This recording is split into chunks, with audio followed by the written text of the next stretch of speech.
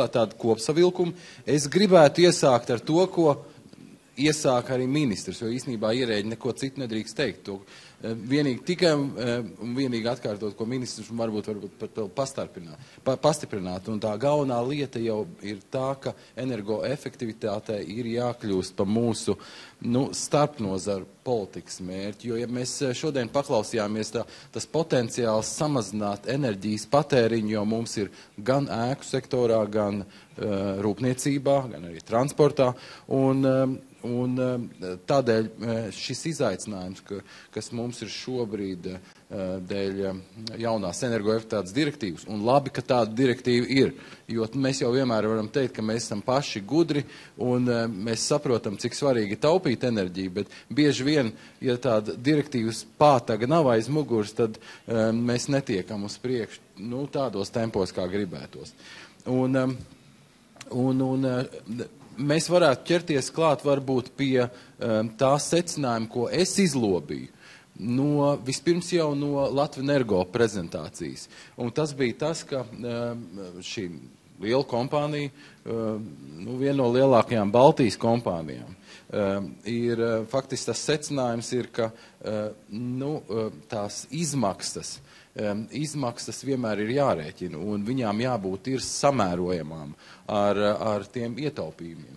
Jo bieži vien gan mūsu atbalsta programmas, gan arī citas aktivitātes parāda, ka ir ļoti vienkārši kļūdīties. Un tāpēc kāds ir tas veids un tā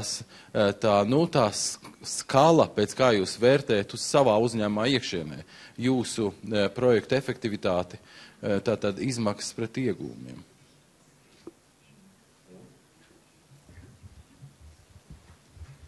Jāsaka, ka mēs esam, kā jau jebkurš uzņēmums, tāpat valsts uzņēmums vienmēr rēķina, vai tā investīcija, kuru mēs izdarām, beigās uzņēmumam atmaksāsies.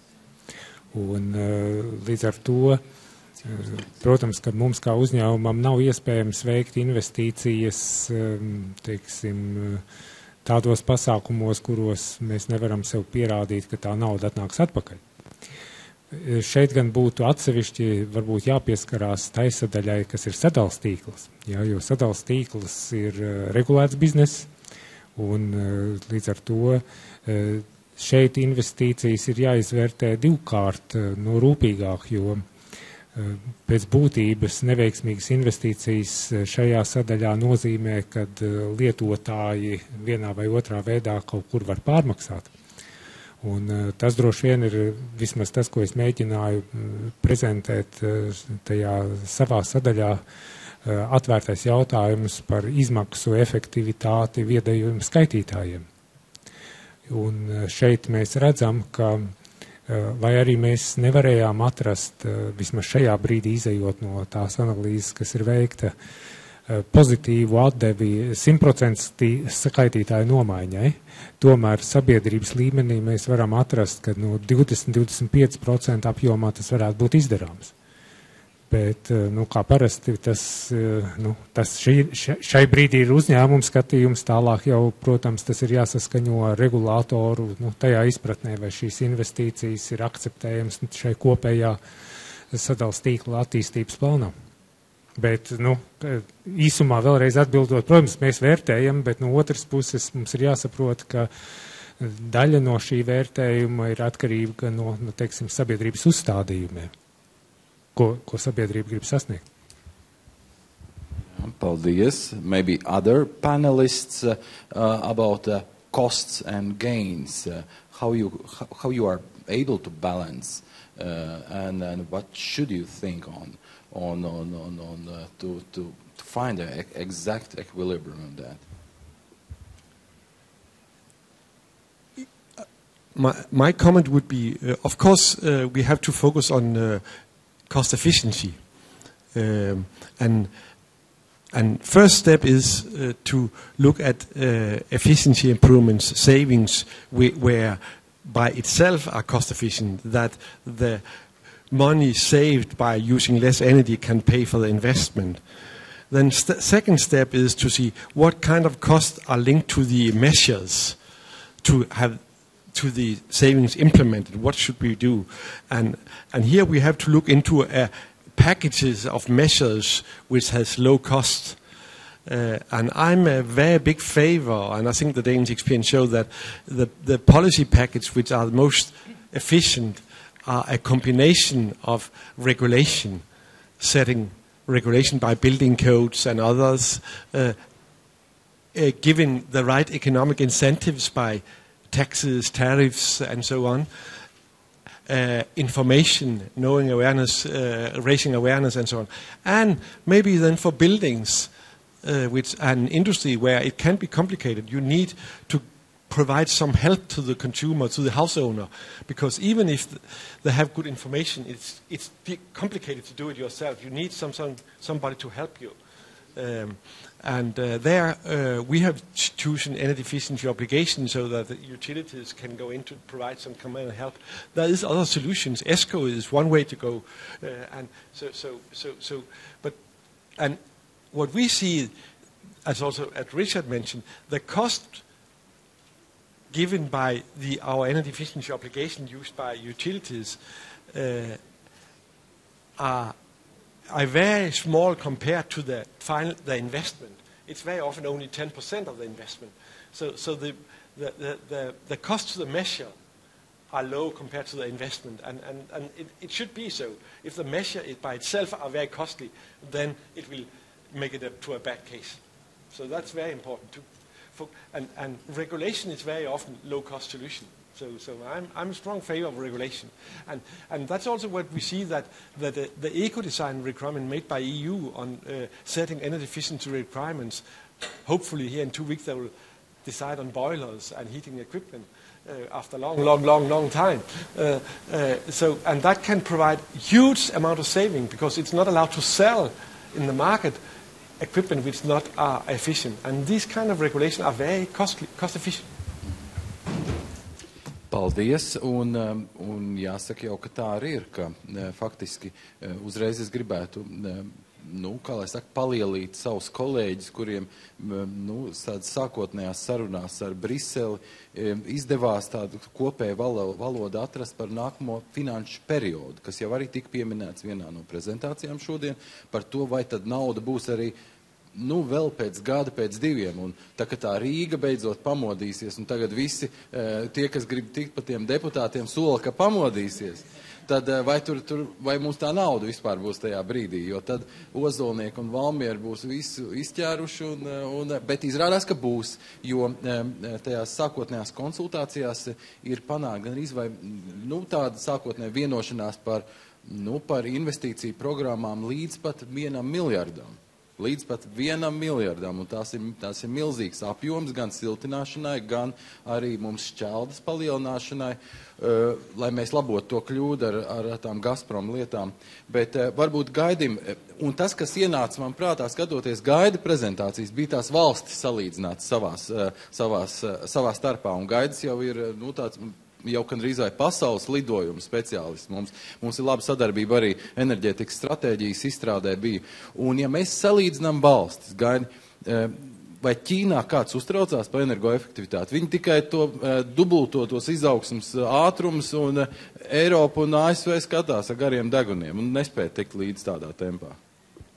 Es nezinu, vai būšu adekvāts atbildes cienīgs, lai es varētu sniegt, bet es gribu varbūt sarūktināt klausītājus, jo pēc manas informācijas, ko es esmu pēdējā laikā skatījies, īstenībā energoefektivitāte un atjaunījumie resursi ir arī Ķīnas valdības enerģētikas politikā tikpat augstā prioritātē, kā mums varbūt liekas, ka Eiropas Savienībā tas ir jaunatklājums, bet īstenībā viņi stipri jau ir sapratuši, ka ekstensīva rūpniecība arī viņus drīz nogalinās, un tāpēc viņi liels naudas pēdējos 2 gados izstrādā programmas un ieguldīja tieši energoefektivitātē. Tā kā mums ir vērts sasparoties. Tad Eiropā vairāk runā, Ķīnā dara? Ne tikai, es gribu teikt, ka tajā mēdī telpā varbūt ir radīts tāds iespējas, var teikt, ka vienīgie gudrie ir Eiropā. Tas pats ir arī attieksmē pret Austrāliju, Ameriku, visas valstīs tas ir, nu, kā Latvijas sakot, top issue. Paldies. Protams, panelistiem ir jebkurā iespējā, jebkura iespēja mesties iekšā ar savu viedokli un faktiski arī vadīt mūsu to diskusiju. Es esmu atzīmējis tikai atsevišķi tādas līnijas, lai mēs, vajadzības gadījumā tomēr to stundu vēl noturētos. Bet ļoti labprāt mēs dzirdētu arī kādu svaigu ideju. Lūdzu. I would like to add some few words to the whole financial problem regarding energy efficiency. Often I think we forget to look at the money we already use. For instance, we have in Denmark we have an energy building strategy under preparation to find out that how can we get the energy consumption in the existing building parts further reduced. And even though we often hear that we are the really good guys, I can tell you that we still have oil boilers from the 70s in the houses, in some of the houses, so you can imagine the efficiency of these boilers. But recently I actually looked at the figure because I think let's investigate how much money do we spend in Denmark on renovating the buildings. And I found out that we each year nearly spend 20 billion euros. Maybe it's not much, but it's also a sum of money. And I was considering maybe do we use that money good enough? If we have an energy efficiency target, do we really have the right strategy to get this money work for us in the right direction to get a nicer building and a more efficient building? Of course we will get more efficient buildings, but could we gain more for the same money? So often I think we forget to look in these areas, and the same in the industry. Of course they invest in energy efficiency, they do it in many ways, because if some equipments are broken down, unfortunately or luckily, they can't buy the same old equipment. So by itself, they will get more efficient equipment. And that's where the eco-design directive help us, because, of course, when they change, they should change to the best one, or at least you could found at the market. And a calculation we have made in my association shows, it's quite a roughly calculation, that if industries and companies were just buying the best available technology on the market today, then this gap in the energy efficiency directive would get removed very easily. So the potential is there, and maybe also the instrument is already there, and to some extent maybe we should be better to use the money we have, because at the time and for the time being we'll not get more money. I don't believe that. Lūdzu. I would like to add a different perspective, especially related to buildings, and maybe even more special to public buildings, but also in building maybe in general. I think buildings and renovation of buildings is a long time task. So I think it is important to try to promote long-term renovation plans. If a municipality, if a government has a building stock, try to convince them to make a plan for how they will do renovation. Not only any renovation, but renovation to keep up the values, keep up the performance of a building, not only for the next 2 or 3 years, but what will they do for the next 10 or 20 years? Because you have the best way to really to reduce energy consumption is to do it when you, for other reasons, has to change the windows or insulate the roof or change the heating system. So, and for me, it's not so important that we do everything tomorrow. For me, it's important when we do it properly and good and deep. And of course, in our political system, we are not good for long-term strategies. We are very often short-term thinking.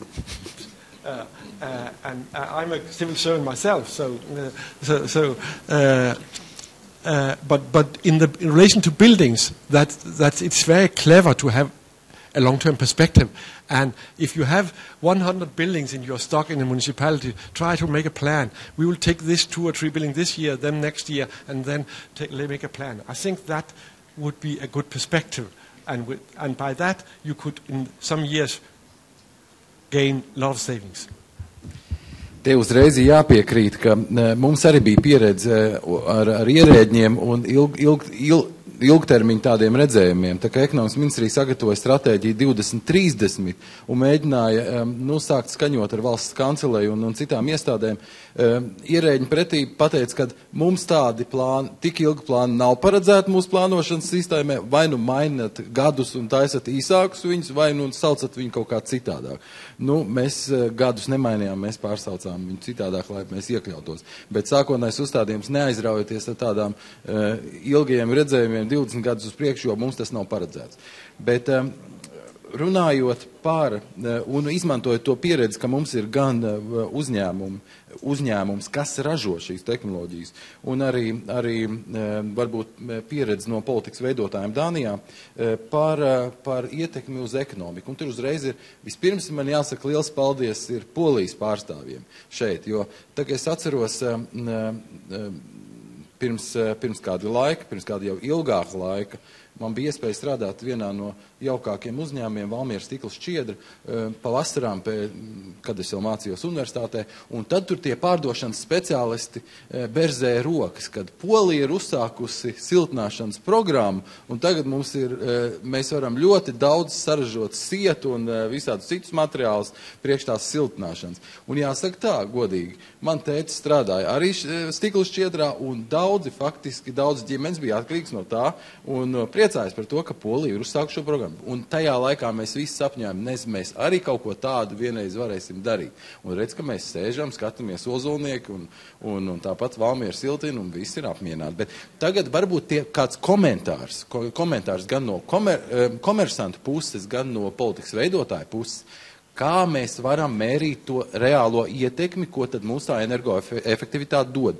Jāpiekrīt atkal ir mūsu speciālistam Gaidim Klāvam, kad energoefektivitāte ir viena no tām enerģijas nozarēm vai virzieniem, kura dod visātrāko efektu īstermiņā. Mēs arī salīdzinājām, vai tad, piemēram, biogāžu ražošana dod uzreiz efektu, diez vai, ko nozīmē mums kaut kāda tirgus atvēršana un LNG termināls, atkal ir jautājums, bet energoefektivitāte gandrīz vienmēr dod mums lielu plusu ekonomikā.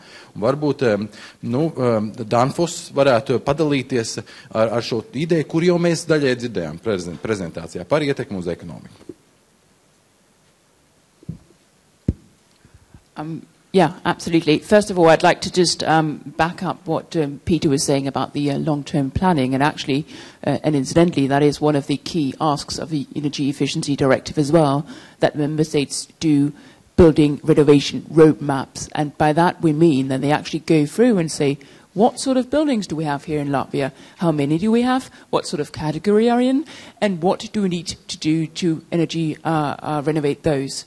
And one of the reasons that was one of the key asks that we worked on for many, many sites, the NGOs and also the energy efficiency companies like us, was because when we first started discussing this with the Commission and we started talking about figures 1%, 2%, 3%, we said, what does that mean in terms of buildings? And no one knew. So if we don't know how many buildings we have and we don't know what sort of a condition they're in, then it's also very, very difficult to make a sustainable plan for how to renovate that building stock. So that is a key ask for the Energy Efficiency Directive, that all member states do that at local level. And that's also one of the things that will really bring something to us.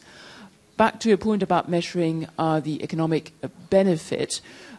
Today we're focusing on the public and on the industry sector, so therefore I didn't bring figures here, but there are quite a few studies circling around Brussels that look at that. And one, for instance, looks at the German bank KfW, which is a development bank that's been set up that supports a range of projects, including energy-efficient renovation of houses. And what they found was broadly that for every €1 invested, €5 came back to the public coffers. So I think that's quite an interesting statistic, and I can send you some more information on that. One other study that the Energy Efficiency Industrial Forum published in 2011 showed that for every, let me see if I get this right, 19 jobs are created in energy efficiency for every 1 million euros spent on energy efficient measures. So that's a permanent green local job. So that's just to give you a couple of indications of the sort of growth, both in terms of jobs and in terms of economic growth, and the sort of payback you get. Someone was mentioning the very low interest rates before, and it's certainly safe to say that energy efficiency renovation, in European average, I've seen is 12% return on investment for sort of projects at large. That, of course, depends entirely on the project that we've heard before. It depends entirely on what sort of measures you do, but it gives you a good indication, I think, of why it is that it makes sense to do these renovations. I keep on saying renovation. I think that's also a very important word. I think when we heard the Minister speak earlier today, he talked a lot about energy efficiency, and we've heard some examples about renovation, but that really is very important to underline, because when you look at the growth for new buildings across Europe, I mentioned it earlier, but you probably forgot by now, it's 0.4%. So that means it's not enough that we have new buildings that are built to a very high standard, because 0.4% is very little. And it means, and I also said it earlier, that 90% of the buildings that are standing in 2050 are already built now. So we have to look at the existing building stock, not just a small sample, but in greater numbers.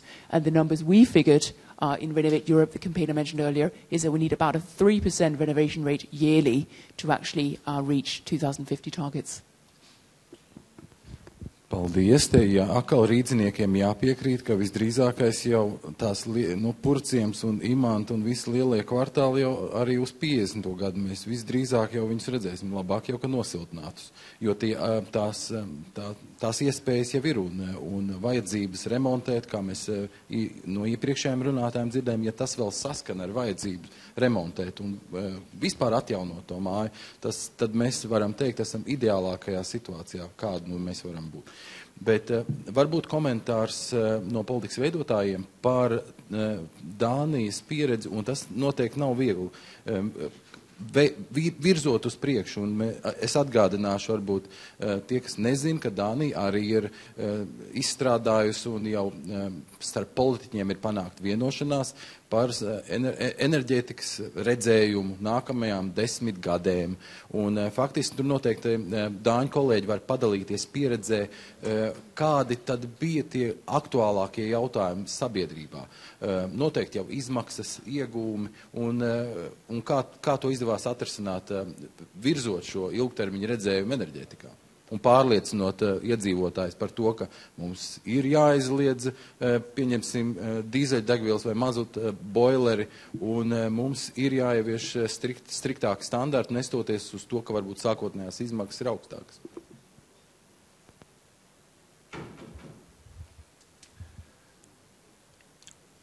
As the ambassador mentioned in his introduction, we have worked strongly with energy policies in Denmark since the middle of the 1970s, after the first oil crisis. And one of the important things in Denmark is that almost all major energy decisions in Denmark has been taken in consensus between almost all parties in parliament. We have changed government from a social democrat government to a liberal government, but all the major agreements over time has been taken in broad consensus, so policies has been very stable. And that's, I'm just saying this as a background, because until 2011 we have a liberal conservative government. They developed a long-term strategy, was called Energy Strategy 2050. And their strategy was that in Denmark in 2050 we have to be independent of fossil fuel. Then we got a social democratic lead government in 2011. They developed a new strategy called Our Energy, Our Future Energy, which also has that we should be independent of fossil fuel 2050. There was a bit more ambitious or a bit changes compared. And then in March 2012 we had a new energy policy agreement between all parties in parliament except one small one, less than 5% of the members of parliament. We are not backing the new agreement. And that agreement was taking decisions what we should do from now on until 2020 to bring us on the first step to reach the long-term agreement. of course, we cannot decide on the exact policies from now on until 2050. We don't know the futures. We don't know the technologies. We don't know the energy prices. But we can take decisions now who bring us in the right direction. And we can take decisions which we, when we analyze what is unsecure for the future, what are in all the future pictures the most robust, the cheapest and best way, which we have to do anyway. And you can try to go that way. And if you look at then energy efficiency in all future energy scenarios are a very, very important element. So energy efficiency is always important. What we have, the policy agreement in Denmark was then said, we are going straight on and doing much more on energy efficiency. We also do a lot of in building out our wind capacity, so more than renewable. And in 2050, the goal was that more than 50%, 2020, more than 50% of our electricity consumption should come from wind. And we then almost 20% will come from biomass. So in 2020, 70% of Danish electricity consumption will come from renewable. So reducing consumption by savings and much of renewable. One of the good things by that, and I think that's a good learning, is that you can have long-term target, but you can also set some target for the period in between. I don't know if I'm allowed to say, but I had the opportunity to see some draft for your long-term 2030 strategy. And one of the very good things there was that you were working with a target, or what you would call it, for the energy consumption per square meter for buildings, where you should go for that. And I think that's a very, very good thing. Try to set this kind of marks out there, because then you can measure, are we on the right track, and follow up. And when I said that we in Denmark, maybe the average consumption in existing buildings are 130 or something, I think we in the long term in Denmark have to bring that down to 70 or 80 kilowatt hour per square meter. And we have to be that on that track over a long time. So working not only with saving target, but absolute consumption target, because savings are very difficult to measure. Consumption are much easier to measure. So that's clever.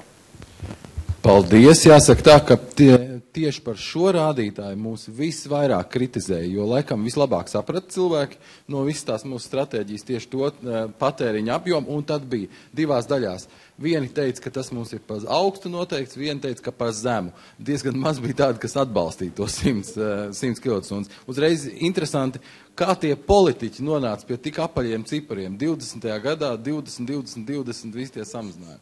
Bet īstenībā mums ir jāizmanto tas, ka panelisti ir iešūpojušies un izskatās palikuši runīgāk, un vai mums ir kāds komentārs un jautājums no zāles, iesaistamies visu un izmantojam tieši to situāciju, kad visi ir sasēdušies.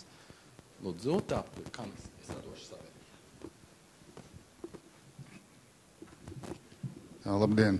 Dzīvokļu īpašnieku sabiedrība. Pārstāv vienu daudzdzīvokļu māju.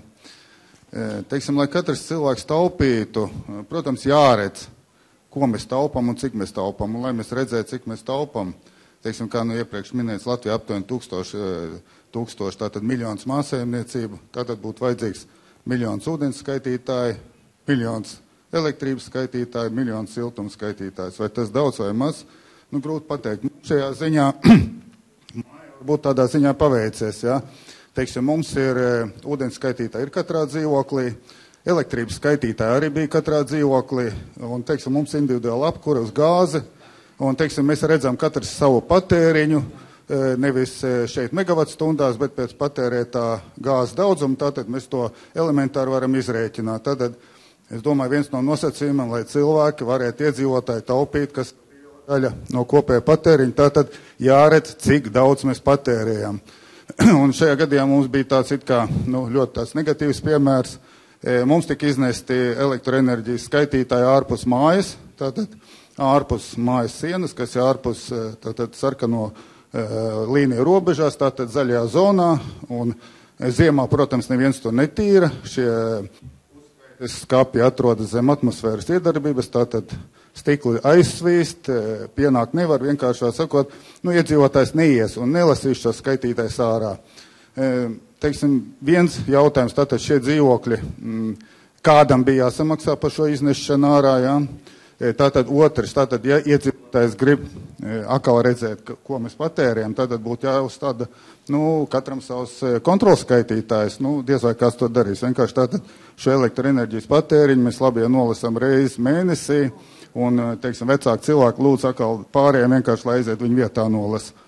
Tātad, šeit ir kā cik efektīvi, cik nešis tiek darīts. Tātad jautājums šeit atkal par tiem pašiem viediem skaitītājiem, vai šie jautājums bija par to, tātad jāsaskaņo ar regulatoru, lai šo skaitītājs varētu ieviest, bet vai šo skaitītāju iznešana ārpus, es domāju, diezgan masveidā, vai šis tiek saskaņots ar regulatoru, vai šeit tiek prasīts iedzīvotājiem, vai viņi grib šo skaitītājs ārpus, un kāpēc, Teiksim, varbūt citreiz ir iemesli viņi nest ārā, citreiz es uzskatu, tas ir pilnīgi lieka, teiksim, tāda līdzekļu izšķērdēšana dubultā, tātad varbūt šeit tomēr vajadzēja risināt šo jautājumu efektīvāk un tos viedos skaitītājs, lai kā viņus tur nosaukt, lai būtu iedzīvotājs, tomēr redzēt šo patēriņu, varētu nolasīt un varētu kontrolēt savu patēriņu.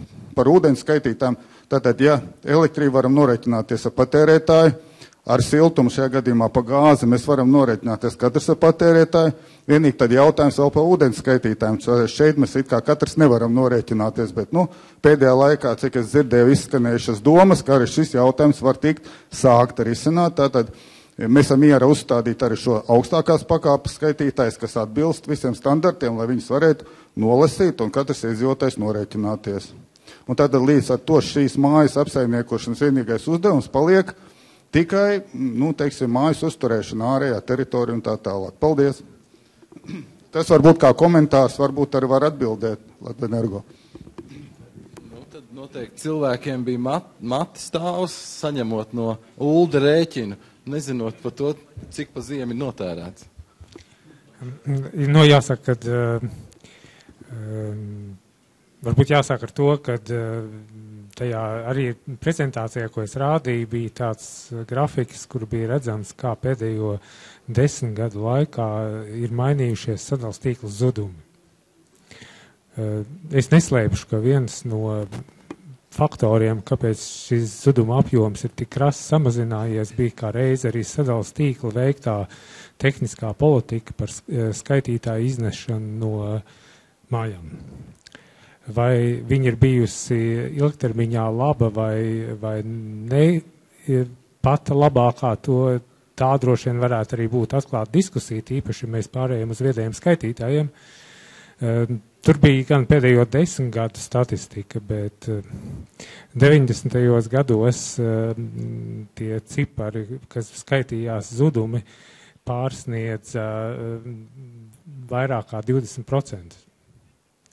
Tāpēc, es domāju, ka mēs esam izgājuši cauri tam etapam, kas ir bijis varbūt samērā sarežģīts, un daļai līdz ar to arī šī tehniskā politika ir bijusi tajā laikā piesaistīta tai dzīves realitātei.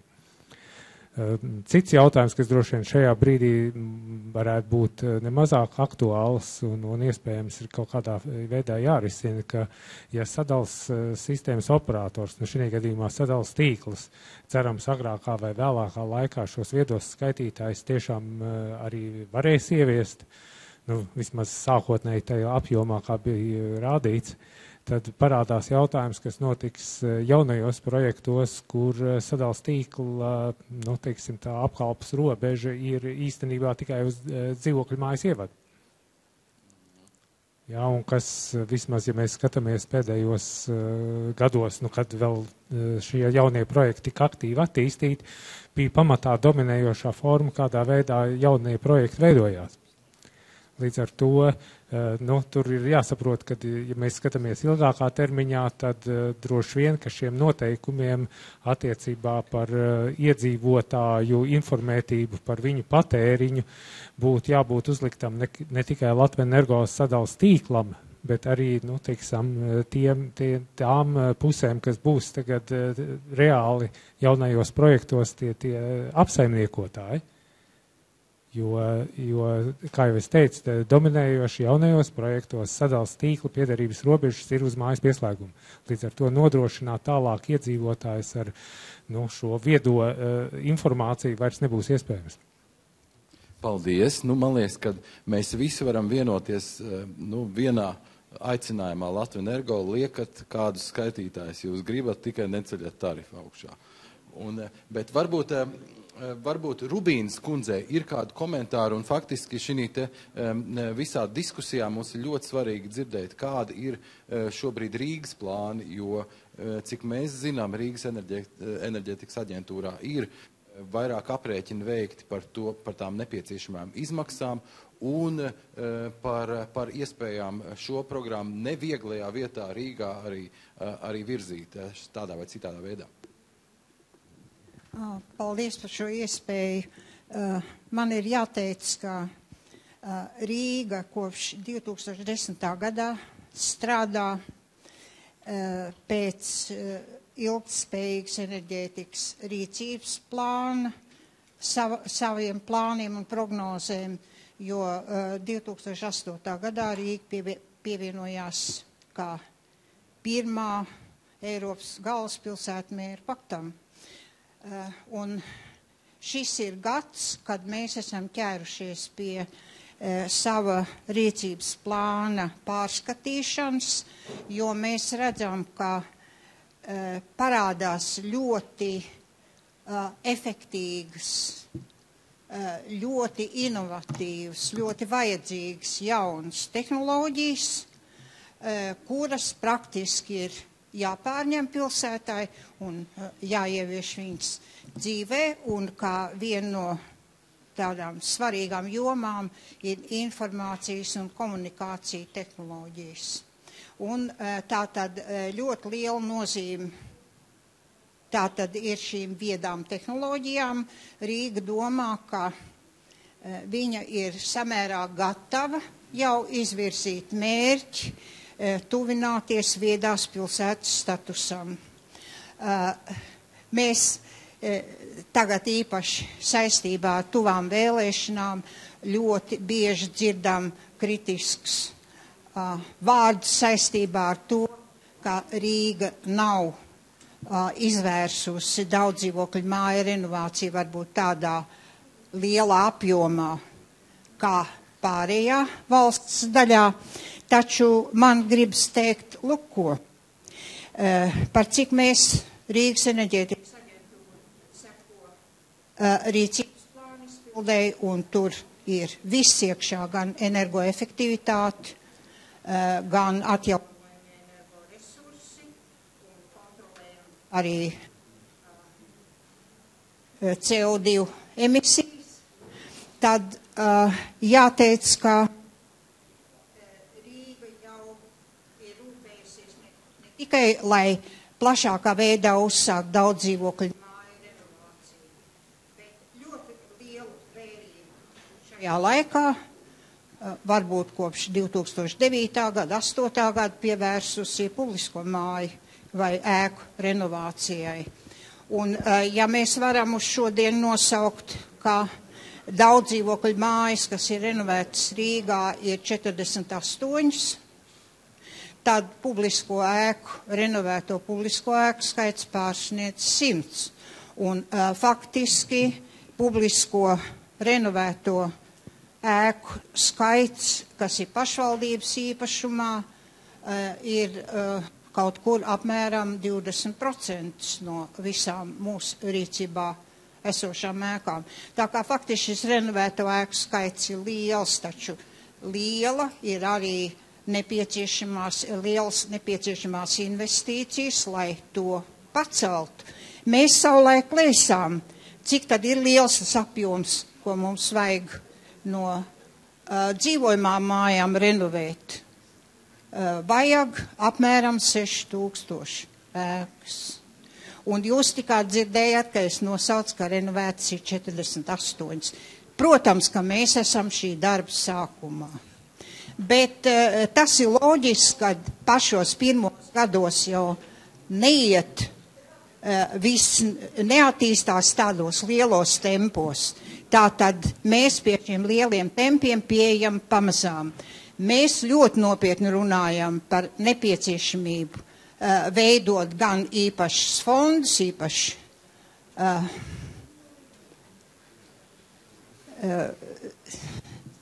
fondus, kas atbalstītu daudzdzīvokļu māju renovāciju, rotācijas fondus gan valsts, gan pašvaldību līmenī un ļoti lielu, teiksim, cerību liekam uz ESCO firmu attīstību.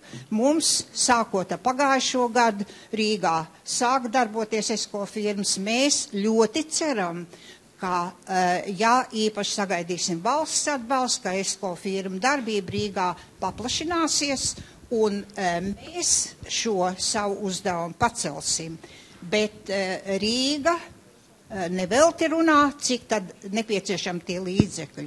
Un kopējie līdzekļi daudzdzīvokļu māju renovācijai tuvojas miljardam. Tātad mēs runājam par 700 līdz 900 miljoniem latu.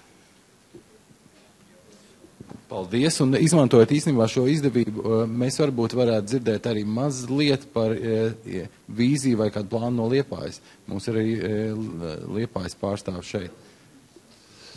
Jā, labdien, man sauc Mārtiņš Tīdens, esmu no Liepājas domes, un mēs arī diezgan aktīvi darbojamies šajā lauciņā, kā dzīvojamo māju sektorā, tā arī pašvaldību ēku sektorā, un viss tas uzņem apgriezienus un plešās plašumā, un vienīgās tādas pārdomas ir par to nākošo plānošanas periodu, kad, lai arī izvēlamies jebkādu modeli finansēšanas, manuprāt, ir viens būtisks faktors, lai mēs nepārkāpjam to robežu, kad šobrīd, ja kvalitatīvu renovēt māju, tad tur maksājumi kopējie gada apsaimniekošanas plus apkuras nav lielāki kā nerenovētā mājā. Mums pat tāda veiksmīga piemēra, kur vairāk kā 10% pat ietaupījums ir, bet lai ar to jauno finansēšanas modeli tā tad nesanākt iedzīvotājiem maksāt dārgāk, jo tad gan viņus būs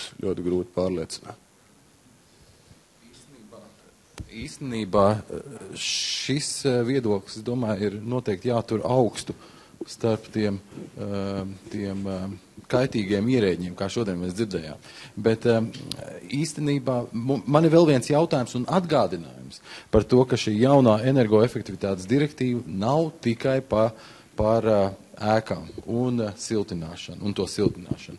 Joprojām, kā mums atzīmēja vairāki lektori šodien, pastāv liels potenciāls citās nozarēs, un tā skaitā arī apstrādes rūpniecībā. Mums ir viens jautājums par to, kādi tad ir šie standarta risinājumi vai ierastie risinājumi apstrādes rūpniecībā un to potenciāls kopumā, kas noteikti jau arī atšķirās tā būtība, kādus valsts atbalsta instrumentus var virzīt arī no atbildīgām ministrijām. Un te būtu interesanti dzirdēt gan atkal Danfos viedokli, gan arī Dānijas par enerģētiku atbildīgo ierēģu viedokli par tām veiksmīgākiem risinājumiem un Dānijas pieredzi šeit.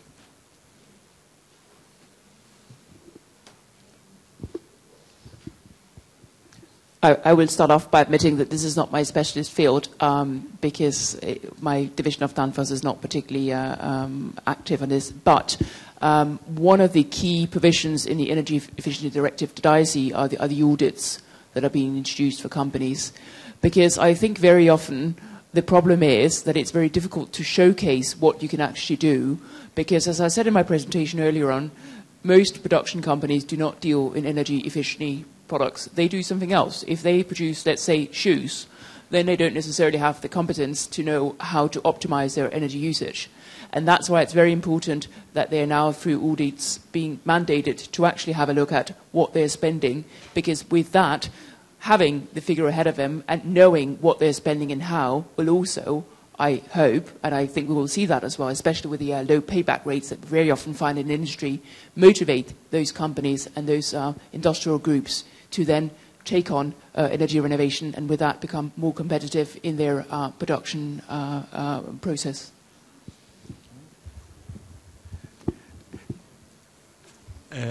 I fully agree on that. I would maybe tell about Danish experience, to some extent old, but when we in the middle of the 90s decided to introduce the first CO2 taxes on energy used in industry, we then set up a scheme that the energy intensity companies could get all the taxes back if they made a voluntary agreement with the Danish Energy Agency on energy efficiency. As a part of that voluntary agreement, they should do energy audit or energy management. They promised to implement all saving projects with a payback period up to 3 years. We forced them to do special investigation on some of the processes where we could see there was maybe saving potentials. This is a way where you say we give them a clear economic incentives and that we give them in a way that if they act rational, it will not give any problems with their competitiveness to the other producers in the market in other countries, because they don't need to pay the taxes. If they deliver cost-effective savings, which in fact will make them more competitive, they will not pay the taxes. If they are not doing efficiency, they have to pay. That program in Denmark was very successful. Because of the change in the whole regime of CO2 taxes, the program is not so strongly today as it was. But just as an example to what kinds of things can be done to raise awareness in industry, I think that could be worth to mention. Thank you. We will quote you when we'll try to push next legislative initiative by saying you don't need to pay the taxes. But could I add a comment? It's could I add a comment to that? Oh, yeah. An analysis we conducted together, the Danish Energy Authority and Danish Energy Association with some other partners 2 years ago, investigating the energy efficiency potential in the industry, shows that the feasible potential with a payback time of 2 years lies in a level about 15 to 20% of the consumption. I can tell you that in the 13 years I've been employed in this association, and I've been talking with all our energy advisors, we have never been in an industry where we haven't found any savings. The main challenge is that most of the industries and companies, they have a yearly budget, which is limited to some investment, and a good way to recognize the challenges. Maybe you should take your car and go to one of your big industry and visit it, and take a trip around, and then say to yourself, okay, is it possible to find all the savings in 1 year here? No, it's not. So, of course, it's a very good idea, as Peter said, if you have an instrument where they, to some extent, is obliged to provide a plan, as now it is for big industries in the Energy Efficiency Directive, it certainly helps. And we know from the beginning of this instrument in Denmark that in the beginning they are very reluctant and said, why should we do that? It's waste of money, etc., etc. But we also know for companies who have integrated in their quality assurance instrument for the industry, where it is a running process, they're very happy with the instrument, and of course they can do a lot for reducing energy consumption. I could maybe add that one of the most difficult area we see in Denmark is what you could call small and medium-sized enterprises. That's everything from shops to small manufacturing. Because in these kind of companies, energy costs are very low compared to total cost. In Denmark, we see that in these kind of companies, energy cost is 1%, maybe maximum 2% of the company's total cost. So they don't really care. But if we go out to see in a shop or in a small manufacturing or a small other kind of enterprises, you will see a huge saving potential on lighting, ventilation, cooling. But the cost for them is very small. And these segments, the big industries, our energy efficiency obligation scheme are very attractive. But these small and medium-sized enterprises are a very difficult area to cope with. And we have not found the right solution for that yet either. Yeah, this is the fact that small and medium-sized enterprises don't care. Huge steel mills try to run away from Europe by saying your climate policy went somehow wrong, and we can't bear the costs. But varbūt mums ir vēl jautājumi no... Jā, ir. Šalbaru kungam jautājums. Jūs minējāt savā prezentācijā par to, ka tās 550 sadalas kompānijas, jeb enerģijas sadalas uzņēmumi, ka viņiem ir tā kā jāievieš kvalitātes vadības sistēma. Mēs visi zinām, ka šāda sistēma ieviešana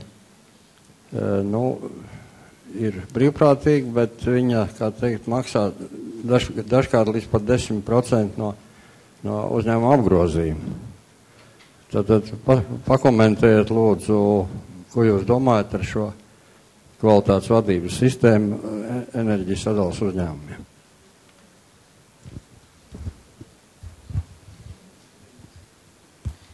Thank you for the question. First of all, it's very ordinary in Denmark that a company in our association already have quality assurance systems, and it also has to work on the energy efficiency program in order to secure that we don't do anything wrong, and in order to secure when we have an independent check, which we have every second year of our activities, that everything is okay.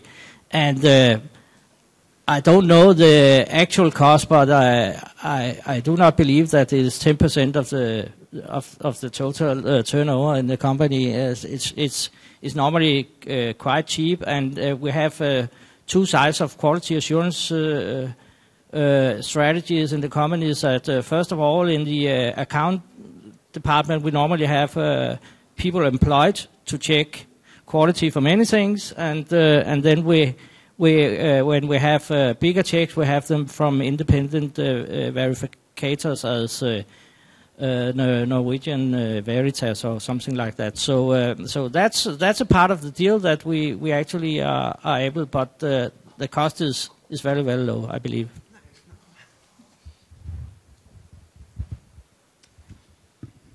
Labi, kā mums vēl ir ar jautājumiem? Mums ir Andris Štēners, mūsu ministrijas ilgadējs darbinieks un viens no... May I put a question? How these problems are teach in universities or in special schools? How new professionals are prepared in these programs, in these problems? Thank you for the question. Education at all levels are very, very important. And we are these days having several initiatives, both try to give more focus on energy efficiency at universities, for engineers, for architects, and for the basic education of construction workers, installers, and so on. But you also have to teach the installers and all of them which are already out there. It has been shown in Denmark in several studies where households and small and medium-sized enterprise get their most advice what to do on energy efficiency is from the installers and others which come to their house or their factory for other reasons. Then people ask them, what can I do? And if they're not have the good knowledge on energy efficiency solution, they give wrong advice. So teaching, training, provide knowledge on what is the best solution, what can be done. It's very, very important. Related to buildings, we have established a knowledge center, which are not giving information to end users, but to the construction workers, to the installers, to the engineers. So these kind of things are very, very important elements, but also teaching education as a part of a long-term strategy. So we have several initiatives in that area. It's for the basic education. It will not work tomorrow. It will take some years. But teaching the people who are already out there by courses, and of course also certification system for. We are just now developing a new system where we doing a certification system for installers of renewable energy equipment. And as a part of to get the certification, they have to go to a course of a few days training and then go to examination to secure that they have the right qualifications. These things quite important. Do you have a general certification system for construction workers and other specialists?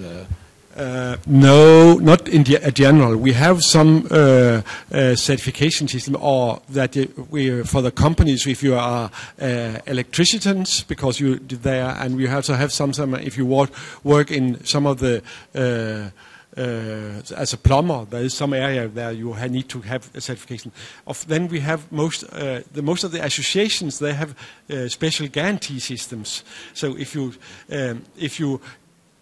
make a contract with one company which are member of this association and they make something wrong, they have a guarantee or security system where that's able to pay for something. But general certifications, we don't have that yet. And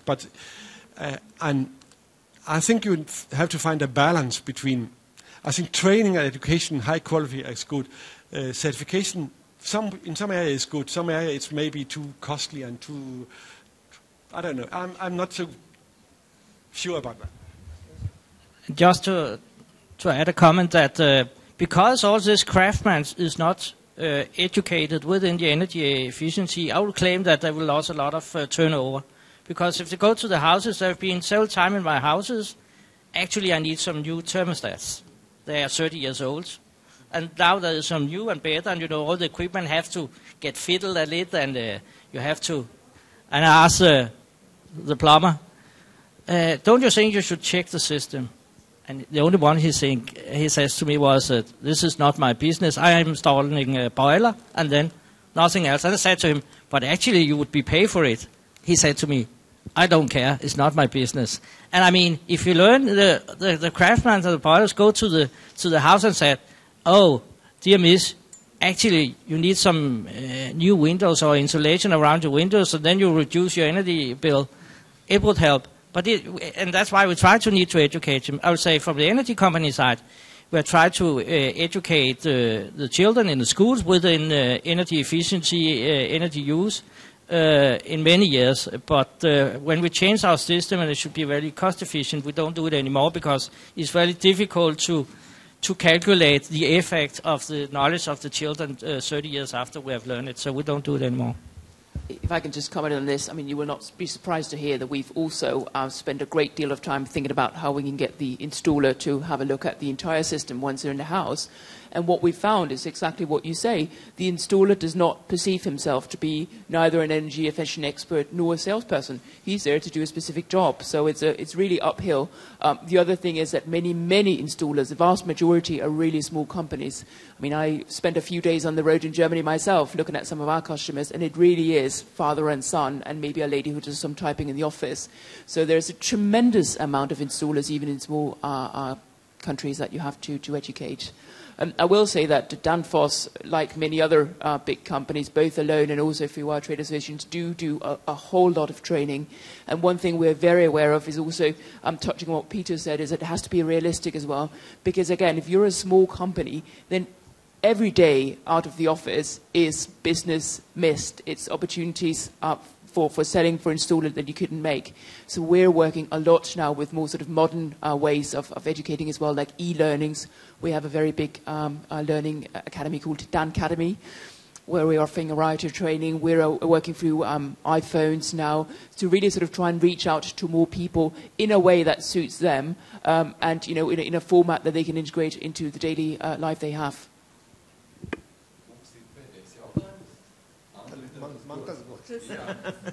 Maybe my question would be rather specific, but nevertheless I would like to ask regarding, are there specific study courses in Danish Technical University about these problems of energy efficiency, energy management? I am asking because we are going to open in our university a specific master course on energy efficiency and energy management and energy auditing of buildings? I can tell you, I actually recently looked into it for Danfoss, so I can give you at least half an answer. And there are about sort of 10 to 15 different master's degrees in Denmark that deal with energy efficiency from various aspects. Some more from a technical aspect, some more from a societal, financial aspect. But yes, and we can provide you with those contact details as well. As I said, I did this survey internally because I wanted to find out what we're doing to actually make sure that we're reaching out to people. Incidentally, I think it sounds great you're starting a master here as well, and we'd of course love to help you and support you in any way we can with that as well.